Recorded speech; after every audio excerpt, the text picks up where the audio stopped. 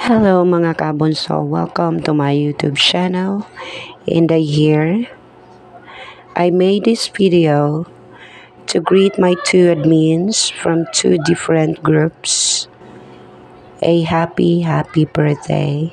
First of all, to the Team Lias admin, Ma'am Merlinda Tria. As you can see on the screen, it's her. Thank you so much for your patience with the group and for never thinking of leaving, even though I'm not always active there. You know that. My only wish for you is that you celebrate many more birthdays to come. Thank you for everything. At thank you na din sa tiwala sa akin and for choosing me sa iba mo pang naka-close dati na naging part ng ating grupo. At maraming salamat sa tiwala mo sa akin hanggang ngayon. Kahit hindi tayo active, nandun pa rin kayo nakikipag-kulitan sa group. Good morning, good evening, good afternoon, and so on and so forth. Maraming salamat sa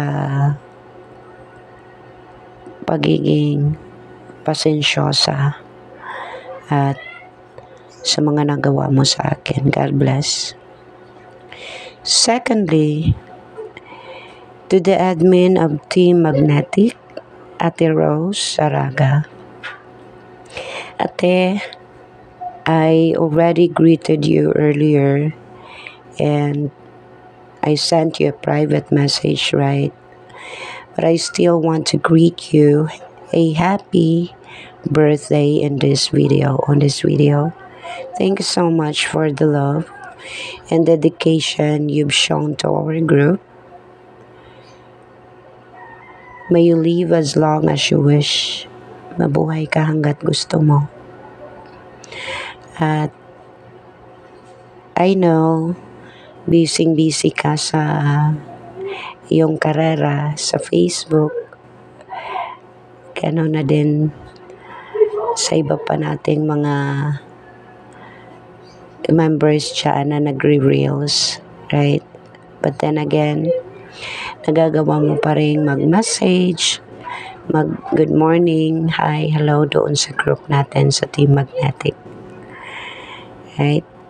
So once again, for this two wonderful ladies, happy birthday, Ma'am Merlinda Tria and Ate Rose Saraga from Team Lias and Team Magnetic family.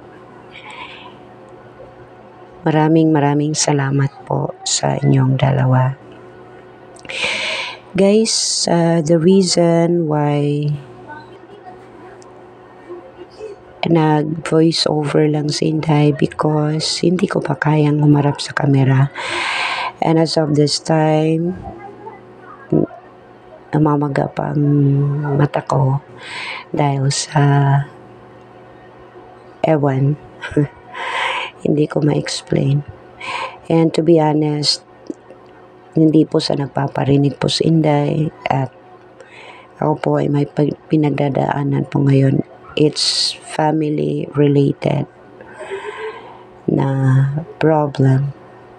But ayokong maging ipakita na kaawa ako gaya ng dati. Nagsasawa na rin ako sa mga plastic na mga tao. At sawang-sawa na rin po ako sa yung tulong now, pay later. No? Kapag ako'y makaahon nito, makalagpas ako sa mga pinagdadaanan ko, ako'y handang tumulong sa